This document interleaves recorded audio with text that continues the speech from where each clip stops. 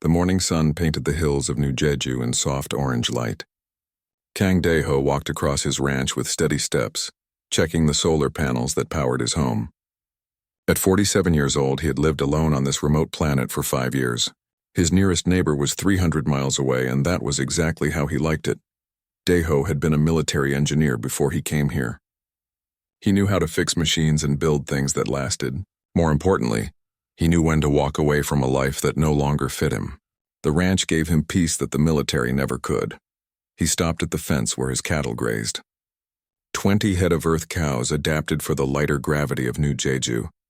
They looked up at him with mild interest, then went back to eating the purple grass that grew everywhere on this world. Simple creatures living simple lives. Dae-ho envied them sometimes. The sky above was clear blue-green, different from Earth's sky but beautiful in its own way.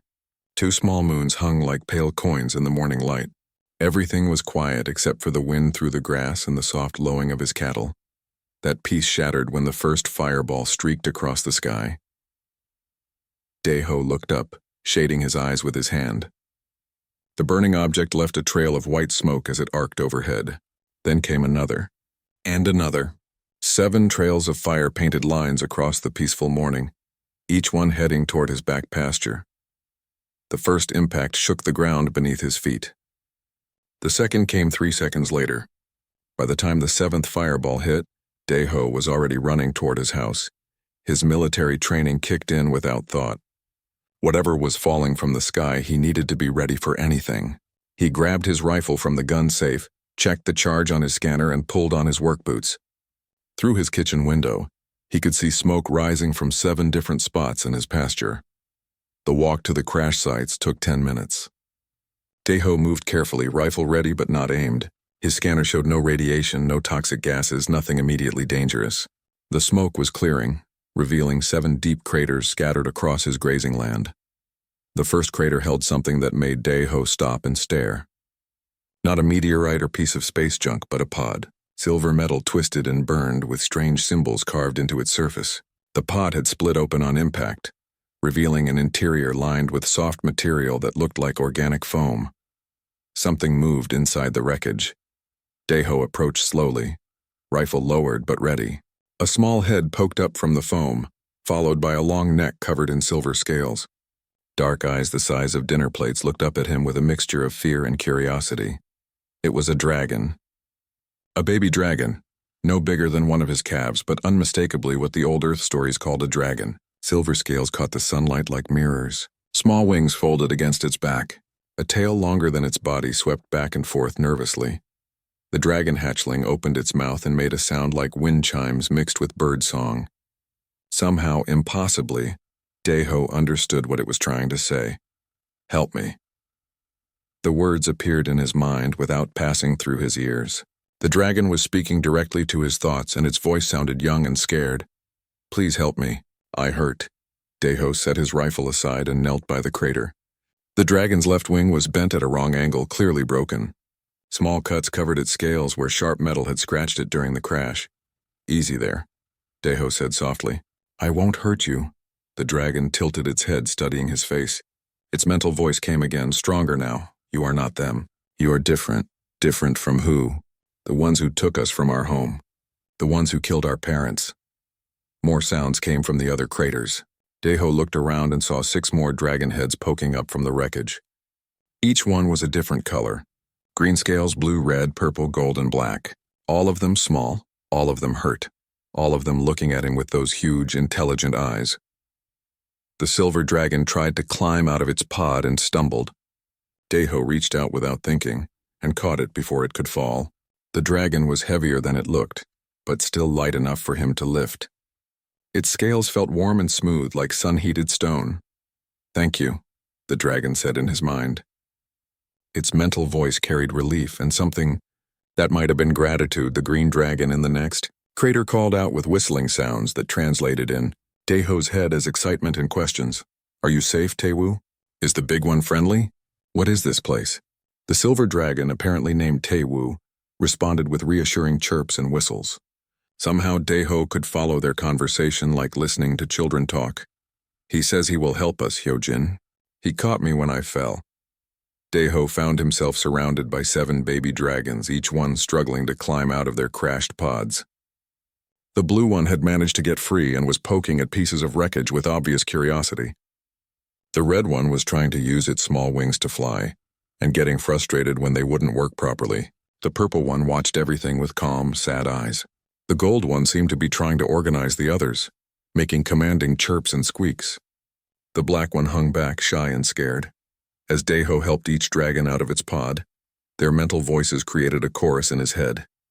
Gradually, their story came together through a mixture of images, emotions, and half-formed thoughts. They came from somewhere far away. A world of mountains and deep caves where dragons had lived for thousands of years. But ships had come. Big ships with cruel beings who captured dragons for rich collectors across the galaxy. Their parents had fought to protect them, died fighting while the hatchlings escaped in emergency pods. The red dragon, who called herself Nari, showed him mental pictures of the battle. Fire and lightning in space, great dragons breathing flames at metal ships, his parents falling, wings torn while escape pods launched toward safety. "We flew for many days," Taiwu explained. "The pods brought us here. Here isn't safe yet," Daiho said aloud. "Those ships you escaped from, they'll come looking for you." As if his words had summoned them, his scanner beeped with an incoming signal. Ships approaching from orbit. 3 of them, moving fast and scanning everything as they came. The dragons heard the beeping and huddled closer to him. Their fear was so strong Daiho could feel it like a cold wind in his mind. "The bad ones," whispered Sua, the small black dragon. "They found us." Daiho looked at the 7 frightened creatures depending on him for protection. His old life had been about following orders and serving a system that didn't always make sense. This decision was simple and clear. "No," he said firmly. "They won't take you." He scooped up Taiwu and Nari, one under each arm. "Can the rest of you walk? We need to get to the house quickly." The dragons followed him across the pasture, moving as fast as their injured bodies would allow. Minho, the blue one, kept looking up at the sky and making worried noises. Jiho, the purple one, stayed close to Sua, offering comfort with gentle wing touches. Daiho's ranch house looked simple from the outside, but his military background had taught him to prepare for trouble. The basement held equipment he had hoped never to use again. As the dragons crowded into his living room, he activated systems that had been dormant for years. Stealth generators hummed to life. Sensor scramblers began broadcasting false readings. To anyone scanning from orbit, the ranch would appear empty except for normal livestock and farming equipment. The first ship passed overhead 10 minutes later. Daiho watched from his window as it circled twice, scanning carefully. The dragons huddled together on his couch, barely breathing. The ship moved on. The second and third followed the same pattern, finding nothing unusual. When the ships finally departed, heading toward the planetary capital, Daiho sat down heavily in his chair. 7 pairs of dragon eyes watched him with wonder and hope. "You made them go away," Wu Jin, the gold dragon, said in amazement. "How did you do that?" "Old military tricks," Daiho replied. "This ranch has some secrets."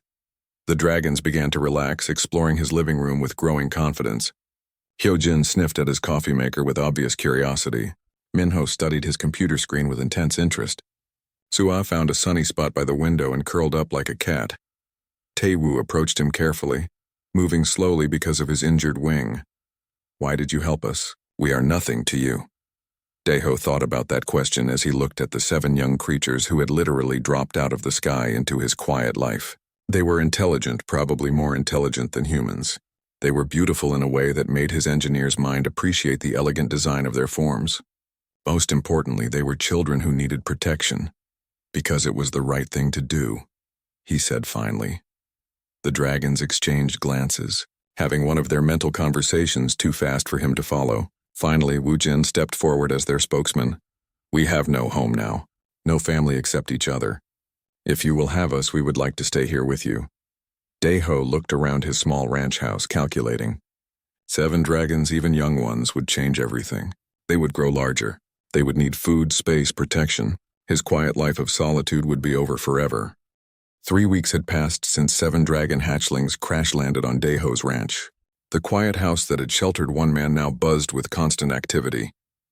Dragon voices filled his mind from dawn until dusk, a chorus of thoughts and feelings that had become as natural as breathing. The dragons were growing fast. Taewoo, the silver dragon, was now the size of a large dog. His broken wing had healed with care and rest, though he still favored it when landing. Hyojin, the green one, had doubled in size and could no longer fit comfortably on the couch where she liked to nap. Daeho had learned each dragon's personality through daily life together. Taewoo tried to be responsible for his siblings, but often got overwhelmed when they all needed different things at once.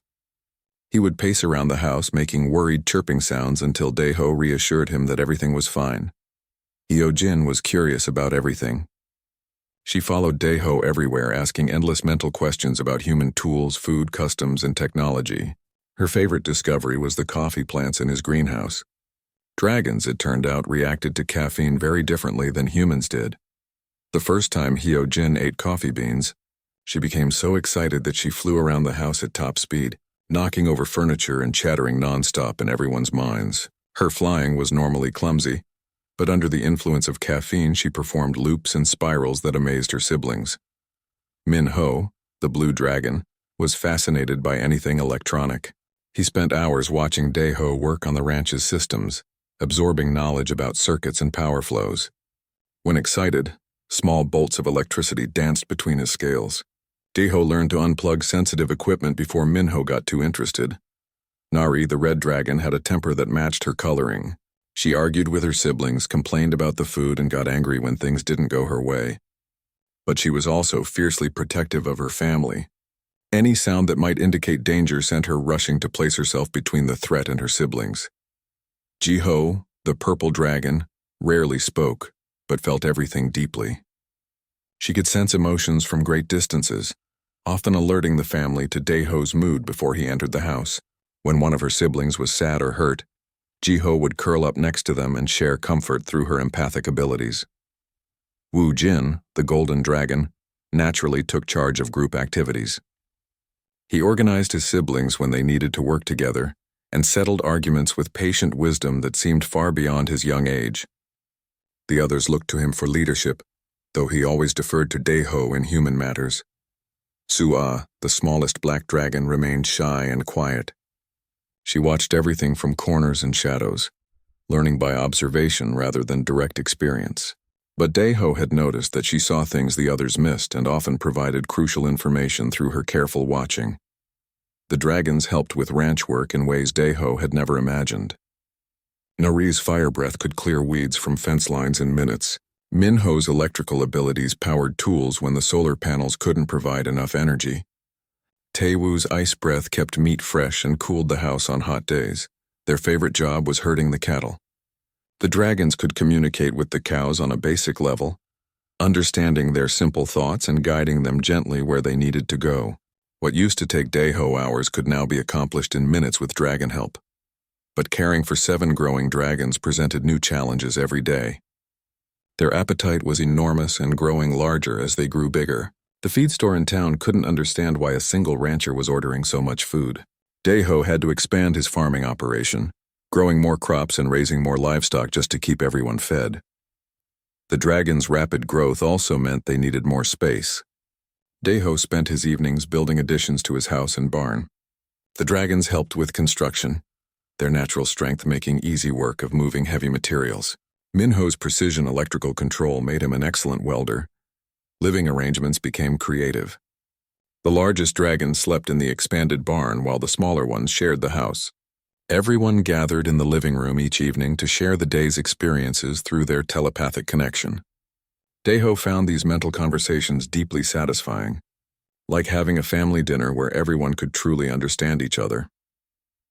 The peaceful routine was interrupted on a Tuesday morning when an official transport ship appeared on Daeho's scanner. Unlike the criminal vessels that had pursued the dragons, this ship transmitted proper identification codes and requested permission to land. Daeho's heart raced as he watched the sleek white ship settle onto his landing pad. Through the mental link, he felt the dragons' immediate fear and their preparation to hide or fight. "Stay calm," he told them aloud, and through their connection, "Let me see who this is and what they want." The ship's door opened and a woman stepped out. She was tall and athletic, wearing the brown uniform of the Galactic Wildlife Conservation Service. Her dark hair was pulled back in a practical ponytail, and her eyes held the sharp awareness of someone trained to notice details. She approached the house with confident steps, scanning the area with professional interest. Deho met her at the door, trying to look casual while 7 dragons hid throughout his property. "Mr. Kang Deho?" she asked, consulting a digital tablet. "I'm Park So-min, Wildlife Conservation Officer. I'm investigating some unusual energy readings detected in this area 3 weeks ago." "Energy readings?" Deho kept his voice steady. "I haven't noticed anything unusual. The readings suggested several objects entered atmosphere and impacted in this region." She gestured toward his back pasture. "My sensors indicate the impact sites should be somewhere on your property." Deho felt a mental touch from Hyojin, who was hiding in the barn. The curious dragon was fighting her natural urge to investigate this new human. Through the link, he sensed all 7 dragons listening intently to the conversation. "Oh, that," Deho said, trying to sound unconcerned. "Meteorites hit the pasture a few weeks back. Made quite a mess. I've been filling in the craters gradually." Park So-min nodded and made notes on her tablet. "Would you mind if I took a look? Sometimes meteorite impacts leave residual energy signatures that can help us track space debris patterns." "Of course," Deho said, having little choice, though there's not much to see anymore. They walked toward the pasture together. So-min's scanner beeped constantly as it detected trace elements from the dragon pods. Deho had buried the wreckage deep, but sophisticated equipment could still find evidence. "These readings are unusual," So-min murmured, studying her scanner. "The energy signature doesn't match typical meteorite composition." In the barn, Hyojin's curiosity finally overcame her caution. She poked her head around the door to get a better look at the visitor. The movement caught So-min's attention immediately. The conservation officer turned toward the barn and Deho's heart stopped. Hyojin froze like a statue, hoping she hadn't been seen. So-min stared at the barn for a long moment. Her scanner was pointing in that direction, showing readings that made her frown in concentration. "Mr. Kang," she said slowly, "are you keeping any unusual animals on your ranch?" "Just cattle," Deho replied. "Some chickens. Nothing out of the ordinary." So-min took a step toward the barn. Through the mental link, Deho felt all 7 dragons preparing to run or hide deeper. Sua, watching from the house, sent an urgent warning that more vehicles were approaching on the horizon. "Officer Park," Deho said quickly, "perhaps we could continue this conversation inside? I was just about to make coffee and you've come a long way." So-min hesitated, torn between professional duty and social courtesy. "That's kind of you, but I really should complete my scan of the area." "The scanning can wait a few minutes," Deho said, gently steering her toward the house. "Besides, I'd like to hear more about your work. We don't get many visitors out here, and conversation with another human is a rare treat." As they walked back to the house, Deho sent reassuring thoughts to the dragons. "Hide well, stay quiet. This may be more complicated than the criminal ships, but we'll handle it together." In the barn, Hyojin settled back into her hiding spot, though her mind buzzed with curiosity about the human woman, who seemed so different from Deho. Through the mental link, all 7 dragons shared the same thought. Their quiet family life was about to become much more complicated. But as Deho opened his door to invite Park So-min inside, he realized that complications weren't necessarily bad things. This woman seemed genuinely interested in protecting unusual creatures rather than capturing them. Perhaps in time, she might even become a friend to their unusual family. 3 months after the crash, Deho stood in his expanded barn watching Taewoo try to squeeze through a doorway that had seemed plenty wide when they built it 2 weeks ago. The silver dragon was now the size of a small aircraft and growing larger every day. "Hold still," Deho said, measuring the doorframe with his hands. "I'll make it bigger again." "Sorry, father friend," Taewoo replied through their mental link. The dragon had started calling him that a month ago, and the title never failed to warm Deho's heart. "I do not mean to cause so much work. You can't help growing," Deho said, patting the dragon's massive shoulder. "It's what healthy young dragons do." The growth had been incredible to watch. All 7 dragons were now too large to fit inside his house. Even Sua, the smallest, was the size of a horse. Their appetites had grown with their bodies, and feeding them had become Deho's biggest challenge. His 20 cattle were no longer enough. He had expanded to 50 head, then 70. His vegetable gardens now covered 10 acres instead of 2. The local feed store had started making special deliveries just for his ranch, though the owner kept asking curious questions about what kind of livestock required so much food. The dragons helped wherever they could. Ari's fire breath could clear entire fields of weeds in an afternoon. Her flames were hot enough to melt rock but precise enough to leave useful plants untouched. She had become an expert at controlled burning, preparing new farmland faster than any human equipment. Minho's electrical abilities had grown stronger too. He could power heavy machinery now, his blue scales crackling with contained lightning. The dragon took pride in running the farm's equipment, though he still got excited and sometimes put out too much power. Daeho had learned to build surge protectors into everything Minho operated. Taewoo's ice breath was perfect for food preservation. The dragon could freeze meat instantly, keeping it fresh for weeks without any artificial refrigeration. He had also discovered he could create ice sculptures, and the ranch now featured elaborate frozen artwork that lasted for days even in summer heat. The dragons were developing abilities Daeho hadn't expected. Wu Jin had learned to bend light around himself, becoming invisible for short periods. The first time he had done it, his siblings had panicked, thinking he had disappeared completely. Now it was a useful skill for hiding when aircraft passed overhead. Jiho's empathic powers had grown beyond sensing emotions. She could now detect approaching vehicles from orbit, feeling the minds of their crews long before any scanner could spot the ships. Her early warnings had saved them from discovery several times. Hyo Jin had become fascinated with plant growth. She could somehow communicate with crops, encouraging them to grow faster and produce more food. The dragon spent hours in the gardens, her green scales blending with the leaves as she worked her mysterious influence on the growing plants. Suwa remained the observer, but her watching had revealed an unexpected talent. The black dragon could see energy patterns invisible to others. She could track the power flows through Minho's electrical systems, predict weather changes by watching atmospheric energy, and spot cloaked ships by the distortions they caused in background energy fields. Park So-min had become a regular visitor over the past month. Officially, she was still investigating the atmospheric anomalies from 3 months ago. Unofficially, Daeho suspected she knew more than she let on. She was sitting on his porch now, sharing morning coffee and conversation. Their friendship had grown naturally, built on their shared love of the wilderness and their dedication to protecting the natural world.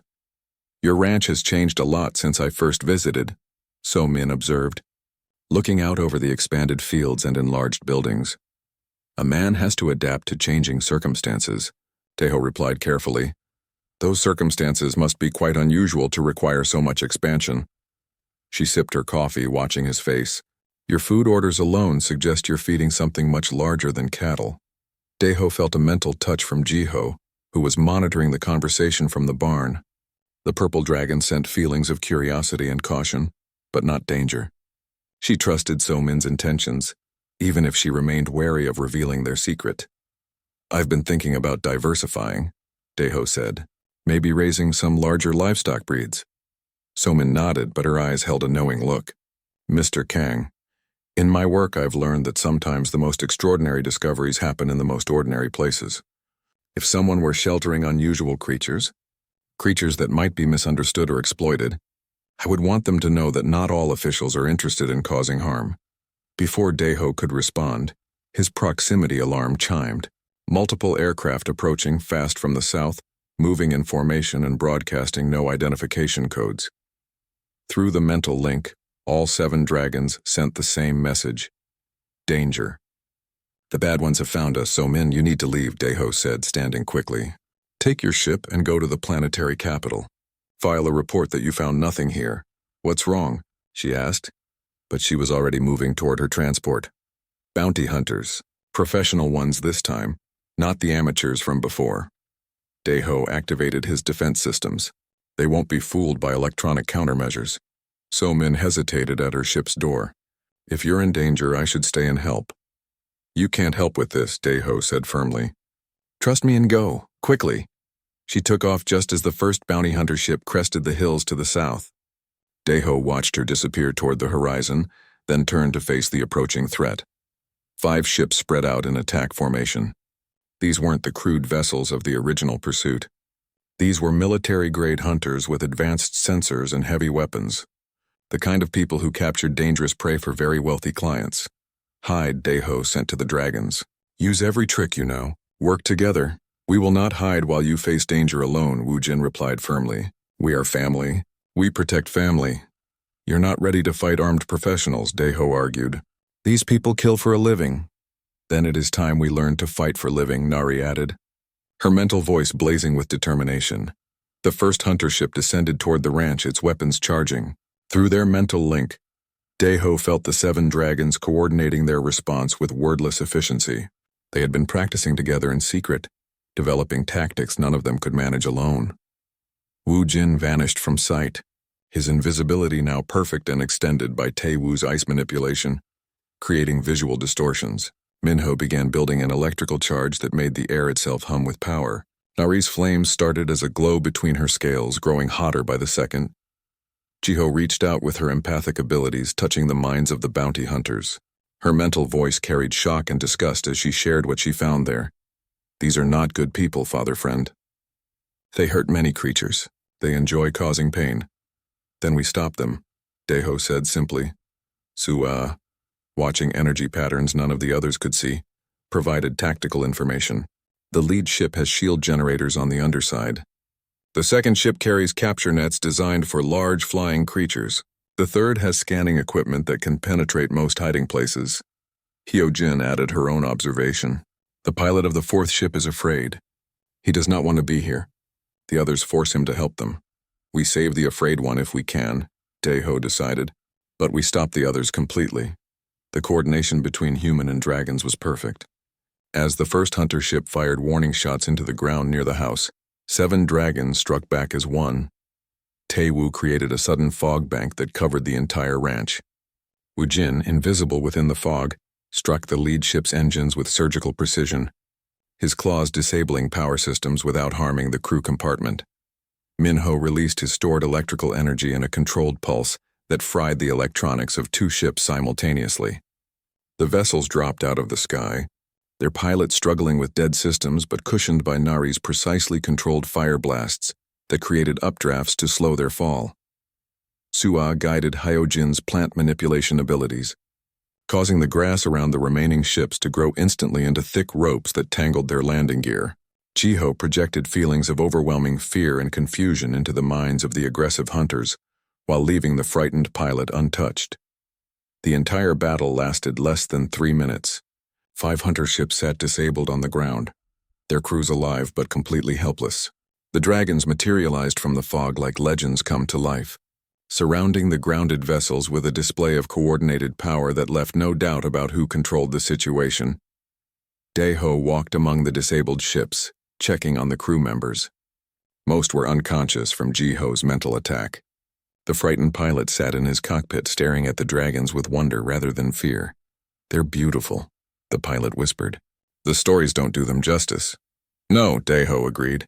Stories never do. In the distance, Soman's transport ship was returning. Through their mental link, the dragons shared feelings of accomplishment and pride. They had worked together, used their growing abilities with precision and restraint, and protected their family without causing unnecessary harm. The ships started arriving 2 days after the bounty hunter incident. First came Admiral Shin Kyung-soo of the human space fleet, his massive battlecruiser settling into orbit above New Jeju like a metal moon. Then the alien vessels began appearing, each one representing a different galactic government with its own agenda. Deho stood on his porch watching the diplomatic shuttles land in his expanded pasture, turning his quiet ranch into the busiest spaceport in the sector. Park Soman stood beside him, her wildlife conservation uniform replaced by formal diplomatic clothing. 12 governments so far, she said, checking her tablet, more arriving every hour.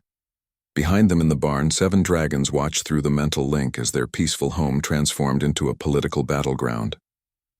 Their fear and confusion flowed through the connection, making Deho's heart ache. It will be all right, he sent to them. We face this together as family. But father friend, Tae Wu replied, his mental voice worried. They all want to take us away from you, from our home. Not if I can help it, Deho said aloud. Admiral Shin approached the house with measured military steps. He was a career officer, silver-haired and stern, wearing more medals than Deho could count. Behind him walked Dr. Lim Hae-won, a woman in her 50s whose reputation as the galaxy's leading expert on rare species was known even to retired military engineers. Mr. Kang, Admiral Shin said formally, I am here representing Earth government in this matter of galactic importance. This is my ranch, Daeho replied calmly. What happens here is my business. I'm afraid that's no longer true. Dr. Lim stepped forward, her scanner already active and pointing toward the barn. The energy readings from your property 3 days ago were detected across half the galaxy. Whatever you're hiding here has attracted the attention of every major government. Through the mental link, Hyojin sent a burst of curiosity about the scanner. Minho added technical observations about its construction. Sua warned that more vehicles were approaching from multiple directions. We're not hiding, Somin interjected. We're protecting. Admiral Shin's expression softened slightly when he looked at Somin. Officer Park, your preliminary report suggested unusual wildlife activity. We need to know exactly what we're dealing with. Before anyone could answer, a new shuttle landed nearby. This one was sleek and black, bearing the symbols of the Draconian remnant. 3 tall figures emerged, their movements graceful despite wearing full environmental suits. They were the survivors of dragon-allied species, beings who had served the great dragons for millennia. The leader removed her helmet, revealing features that were almost human but with golden eyes and silver hair that moved like liquid metal. She approached with obvious urgency. I am Counselor Yoon Ara of the Draconian Remnant, she said, her voice carrying an odd harmonic quality. We have come for the Royal Hatchlings. Royal Hatchlings?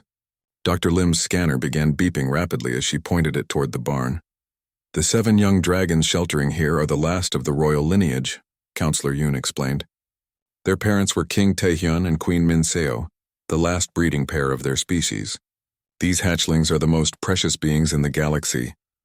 Daeho felt the dragons shock through their mental connection. They had known their parents were important, but royalty was a concept they barely understood. We are kings and queens? Wu Jin asked in amazement. You are my children, Daeho replied firmly. Titles don't change that. More shuttles arrived as word spread. Representatives from the Crystalline Collective, the Verdani plant mines, the Silicon-based AI Alliance, and a dozen other governments crowded onto the ranch. Each group claimed jurisdiction over the dragons for different reasons. The situation became chaotic quickly. The Vorthon Syndicate representatives, flanked by legal advisors, claimed salvage rights since the dragons had escaped from their ship. The crystalline beings argued that dragons were a protected species under ancient treaties. The plant minds insisted that creatures of such power required special containment for galactic safety. Through it all, the dragons remained hidden in the barn, listening through their mental link with Daeho. Their fear grew with each new arrival, each new claim on their lives and freedom. Dr. Lim had been scanning continuously, her equipment painting a detailed picture of what lay hidden in the barn. When she finally spoke, her voice carried scientific excitement mixed with awe. Genetic analysis confirms it, she announced to the gathered crowd. 7 dragons, royal lineage, approximately 4 months old. Their power levels are already beyond anything in our databases, which is exactly why they cannot remain with a single human farmer, declared the Vorthon representative, a tall figure in expensive robes.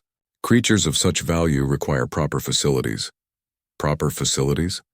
Somin's voice carried barely controlled anger. You mean cages? We mean protection, the crystalline representative chimed in, its voice like bells ringing. These hatchlings could accidentally destroy entire star systems if not properly trained. Daeho had heard enough. He walked to the barn and opened the doors wide. 7 massive dragons emerged into the sunlight, their scales catching the light like jewels. Even the most experienced diplomats fell silent at the sight of them. The dragons arranged themselves in a protective semicircle around Daeho, their mental voices united in one clear message that somehow reached every mind present. We choose our family. We choose our home. We choose to stay with father-friend Daeho. Impossible, breathed the Vorthon representative. They're too young to make legal declarations. Are they? Admiral Shin studied the dragons with new interest. Dr. Lim, what does your analysis show about their mental development? Dr. Lim consulted her scanner with shaking hands. Intelligence levels equivalent to adult humans. Emotional maturity appropriate for their species. By galactic law, they are capable of making their own choices regarding guardianship. Wu Jin stepped forward, his golden scales blazing in the sunlight. When he spoke, his mental voice reached everyone present with royal authority that his bloodline carried. We have heard your arguments. We understand your laws and treaties and claims. But we are not property to be owned or prizes to be won. We are the children of King Taihyun and Queen Minseo, and we choose to honor our parents by staying with the human who saved us, protected us, and loved us as family. The other dragons added their voices to his declaration, their combined mental power making the air itself shimmer with energy. Counselor Yoon fell to her knees in the traditional gesture of respect to dragon royalty. Your Highnesses, the remnant exists only to serve your bloodline. If you choose to remain here, we will protect that choice. But not everyone was willing to accept the dragon's decision. The Vorthon representative stepped forward, flanked by armed guards who had been waiting in their shuttle. Sentimental nonsense, he declared. These creatures are valuable assets stolen from our cargo hold. We claim them by right of salvage and superior force. The guards raised their weapons, advanced plasma rifles designed to stun large creatures. It was a fatal mistake. The 7 dragons moved as one organism. Taewoo's ice breath flash froze the weapons while Minho's electrical pulse disabled their power cells. Nari's carefully controlled flames created a wall of fire around the guards without burning them. Wu Jin vanished and reappeared behind them, his massive claws positioned at their necks with surgical precision. Sua's energy sight guided Hyojin's plant growth, causing the grass to form restraints around the guards' feet. Jiho projected feelings of calm and peace that left the would-be attackers docile and confused. The entire confrontation lasted 3 seconds. When it was over, the Vorthon guards were harmless prisoners, and every government representative present had witnessed a display of coordinated dragon power, unlike anything in recorded history. Magnificent, whispered Dr. Lim. They fight like a single entity with 7 bodies. Admiral Shin nodded slowly. And they show remarkable restraint. They could have killed those men easily, but chose not to harm them. The demonstration had its intended effect. No one else reached for weapons. The dragons released the guards and resumed their protective positions around Daeho, their message clear to all present. The Galactic Accords are specific about sentient beings' right to choose their guardians, Somin said into the stunned silence. These dragons have made their choice legally and backed it with demonstrated power. Any attempt to override their decision would be an act of war against the royal lineage. Counselor Yoon stood and addressed the gathered representatives. The Draconian remnant recognizes Mr. Kang Dae-ho as the chosen guardian of their royal highnesses. We will consider any attack on him or this ranch as an attack on dragon royalty itself. One by one, the other representatives began nodding agreement. The dragons were too powerful to take by force, too intelligent to be treated as property, and too legally protected to be claimed by salvage rights. But Daeho could see the calculations going on behind diplomatic eyes. If they couldn't take the dragons, they would find other ways to influence them. His quiet ranch was about to become the center of galactic politics whether he wanted it or not. The Galactic Council had never held a session to determine the fate of dragon royalty. The great ring-shaped station that orbited the neutral world of Harmony Prime buzzed with activity as representatives from 300 worlds gathered for the most important hearing in galactic history. Daeho stood in the vast central chamber, feeling very small among beings from across the galaxy. Crystalline entities that looked like living gemstones sat next to plant creatures whose roots extended through the floor. Silicon-based AIs projected themselves as holograms of light, while gas giant dwellers floated in specialized atmosphere bubbles. The 7 dragons refused to attend without him. When the council had tried to insist that the hearing could proceed with only official representatives present, Wu Jin had spoken for all his siblings with royal authority that reached every mind on the station. We will not be judged by those who do not know us. Our chosen father speaks for us as we speak for ourselves. So now Daeho, a simple rancher, who had never left his home system before last week, sat at the center of galactic politics as the legal guardian of 7 beings who might be the most powerful creatures alive. Park, Somin sat beside him as his official advisor. Dr. Lim, Hae-won had volunteered to present evidence about the dragon's development. Admiral Shin Kyung-soo represented Earth's interests, though he had made it clear his primary concern was protecting Daeho and the dragons from exploitation. The hearing began with Counselor Cha Min-jun of the Galactic Council calling for order. He was a tall, thin being from a world of eternal twilight, his pale skin and large eyes adapted for low-light conditions. We are gathered to determine the proper placement and protection of 7 members of the royal dragon lineage, Counselor Cha announced. These beings represent not only the last of their species but possibly the most powerful entities in known space. The Vorthan Syndicate representative, Merchant Prince Kim Jae-sung, stood first. His expensive robes glittered with precious metals as he presented his case with smooth confidence. "The facts are simple," he declared. "These creatures were lawfully acquired cargo aboard our vessel when they illegally escaped.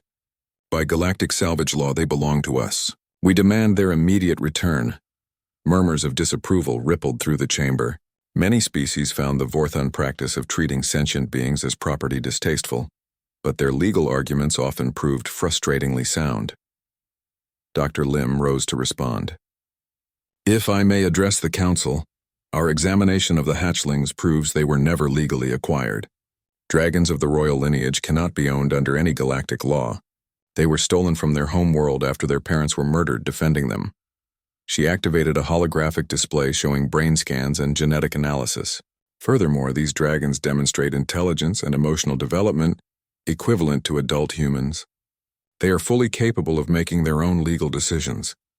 Through their mental connection, Daeho felt the dragons following every word of the debate. They were nervous but determined, ready to fight for their right to choose their own lives. The crystalline collective representative, a being called Singer Bei Yujin, chimed with harmonic tones that translated as concern. "The question is not ownership but safety. These young dragons possess abilities that could reshape entire star systems. They require proper training and containment for the protection of all." "Containment?" So Min's voice carried barely controlled anger as she stood. "These are children, not weapons. They've lived peacefully on a ranch for months, helping with farm work and caring for livestock. They've shown nothing but gentleness and restraint." "Until 3 days ago," countered the representative from the Fear-Based Alliance, a confederation of species that prioritize security above all else, when they demonstrated coordinated combat abilities that disabled 5 military vessels in seconds. Nari's mental voice blazed with indignation in Daeho's mind. "We protected our family. We did not kill anyone. We showed mercy. They showed remarkable control," Admiral Shin interjected, standing to address the council. "Professional bounty hunters with military weapons attacked their home. The dragons could have destroyed them completely, but chose instead to disable their ships and spare their lives. That level of restraint from beings of their power suggests wisdom, not danger." The debate continued for hours. Representatives argued about legal precedent, galactic security, and the rights of sentient beings. The dragons grew restless in their quarters aboard the station, their frustration flowing through the mental link to Daeho. Then everything changed. Proximity alarms began wailing throughout the station. Emergency lights bathed the council chamber in red as automated voices announced an incoming threat. Through the great viewing windows, attack ships became visible approaching the station. "Vorthan Syndicate vessels," announced the station's defense coordinator. 12 heavy cruisers moving into attack formation. Merchant Prince Jae-sung stood with obvious satisfaction. "Since this council seems unwilling to recognize our legal claim, we are taking direct action to recover our property." The chamber erupted in outrage. Using military force during a council session was forbidden under the most sacred galactic laws. But the Syndicate had calculated that possessing 7 royal dragons was worth breaking any treaty. The attack began with stunning swiftness. Syndicate ships surrounded the station and began cutting through its shields with focused energy beams. Their plan was obvious: board the station, capture the dragons, and escape before anyone could mount an organized response. They had made one crucial miscalculation.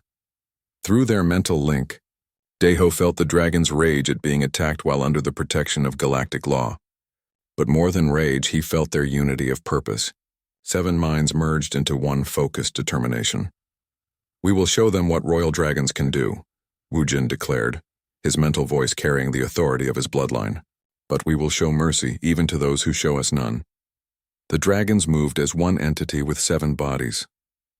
They flowed out of their quarters like liquid lightning, their combined abilities creating effects no single dragon could achieve alone. Taewu's ice powers combined with Nari's flames to create massive temperature differentials in space around the attacking ships, the sudden heating and cooling, warped metal hulls and disrupted engine functions. without causing explosions that might kill the crews. Minho channeled electrical energy through the station's metal structure, creating electromagnetic pulses that disabled the syndicate ship's electronics while leaving the station's protected systems untouched. His precision was so perfect that individual circuits failed in exactly the right sequence to cripple weapons without affecting life support. Hyojin reached out with abilities that had grown far beyond simple plant communication. She touched the minds of the syndicate crews, showing them visions of growth and peace instead of conquest and violence. Many attackers simply stopped fighting, overwhelmed by sudden understanding of life's interconnected nature. Sua's energy sight guided the others with perfect tactical awareness. She could see the power flows through enemy ships, the stress points in their hulls, the exact moments when systems would fail if properly targeted. Jiho projected emotions of calm and forgiveness even toward their attackers, while Wujin's invisibility allowed him to move through space undetected, manually disabling weapon systems with surgical precision. The entire battle lasted 4 minutes. When it ended, 12 syndicate warships floated powerless around the station. Not a single crew member had been killed, though many reported strange visions of beauty and peace that left them questioning their life choices. In the council chamber, 300 representatives sat in stunned silence. They had witnessed power beyond their understanding, applied with wisdom and restraint that spoke of true nobility. The first to speak was singer Yujin of the Crystalline Collective. The harmonic tones carried awe and respect. I withdraw our concerns about containment. Beings capable of such precision and mercy need no constraints beyond their own judgment. One by one, other representatives voiced their agreement. The dragons had proven they were not dangerous weapons, but enlightened guardians capable of protecting the innocent, while sparing even their enemies. Merchant Prince Jae Sung sat down heavily, his legal arguments destroyed by his own organization's illegal attack. The Vorthon Syndicate's claim was forfeit under galactic law the moment they used military force during council proceedings. Dr. Lim stood to address the chamber. The evidence is clear. These dragons have integrated successfully into human society while maintaining their own cultural identity. They have chosen their guardian wisely and demonstrated both the power and wisdom worthy of their royal heritage. Councillor Cha called for the final vote. All those in favor of recognizing Mr. Kang Dae-ho as the legal guardian of the royal dragon hatchlings, with full diplomatic immunity for their chosen home. The vote was unanimous. As the council session ended and representatives began departing, Dae-ho felt the dragon's joy and relief through their mental connection. They had won the right to stay together as a family, but more importantly, they had proven themselves worthy of their parents' legacy. 6 months after the Galactic Council hearing, Dae-ho's ranch looked nothing like the quiet farm where 7 dragon hatchlings had once crashed. Small embassy buildings dotted the expanded property like colorful flowers in a vast garden. Each structure was designed for a different species, creating a unique diplomatic compound unlike anywhere else in the galaxy. The Crystalline Collective had built a tower of living crystal that sang in harmonic frequencies when the wind passed through it. The Verdani plant mines had grown their embassy from modified earth trees, creating a building that was alive and constantly changing with the seasons. The silicon-based AIs projected their embassy as a shimmering holographic structure that existed partly in normal space and partly in digital dimensions. Dae-ho walked through his morning rounds, checking on each embassy and greeting the various beings who had chosen to make his ranch their permanent home. What had started as political necessity had become something much more valuable, a place where different species could live together and learn from each other. Park So-min walked beside him, her official title now head of interspecies relations for the new Jeju diplomatic zone.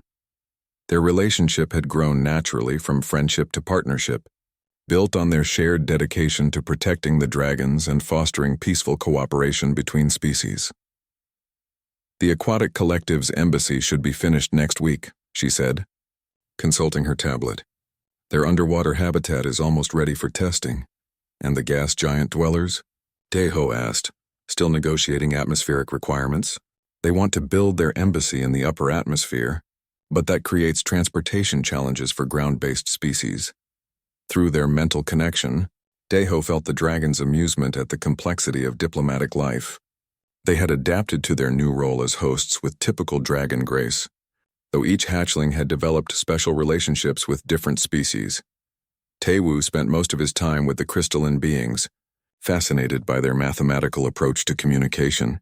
The silver dragon had learned to speak in harmonic frequencies, creating beautiful music with his thoughts. His conversations with singer Yoo-jin often lasted for hours, exploring concepts that had no names in any spoken language. Yoo-jin had bonded deeply with the Verdani plant minds. The green dragon could now communicate through chemical signals and root networks, sharing consciousness with plants across the entire ranch. Under her influence, the farms produced crops that shouldn't have been able to grow on New Jeju's soil. Minho worked closely with the AI Alliance, his electrical abilities allowing him to interface directly with their digital consciousness. The blue dragon spent hours in virtual reality spaces that existed only in computer networks, exploring worlds made of pure information and mathematics. Nari had found kindred spirits among the warrior species who had established embassies.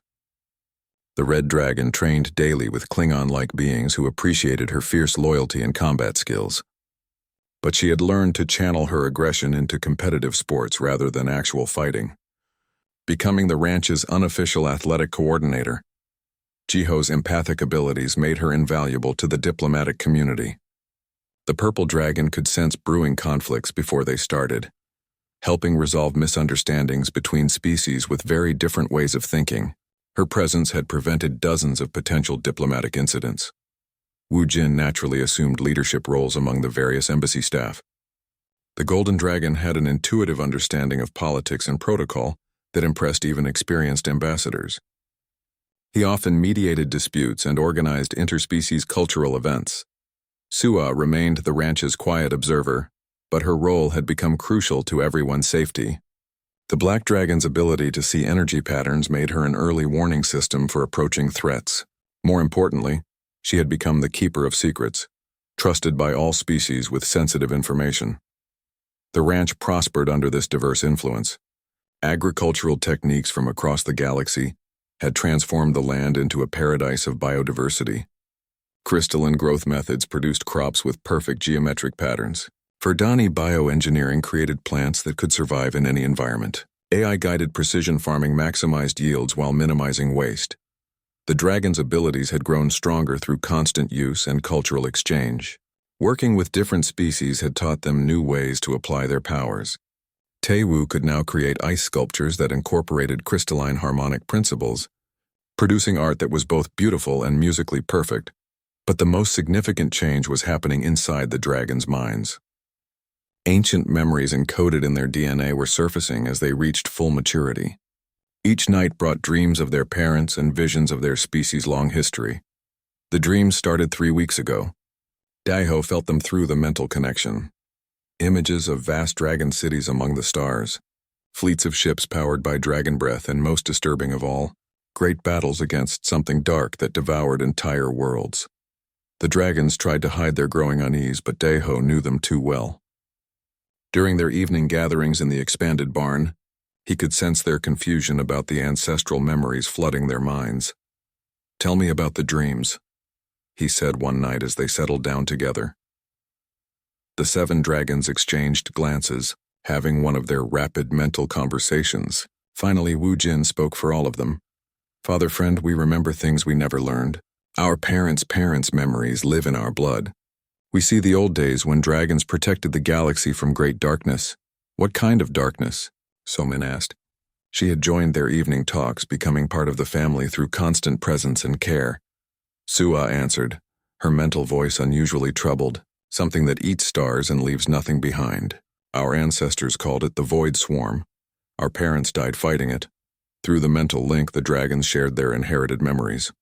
Daiho saw images of massive creatures that looked like living shadows, ships that absorbed light instead of reflecting it, and entire star systems going dark as something consumed them completely. The memories carried a weight of ancient duty. Dragons had been the galaxy's guardians for millions of years, standing watch against cosmic threats that normal military forces couldn't fight. Their parents had been the last active guardians. And now that responsibility was passing to their children, Dr. Lim arrived the next morning, summoned by an urgent message from Admiral Shin. Her scientific equipment detected the changes immediately.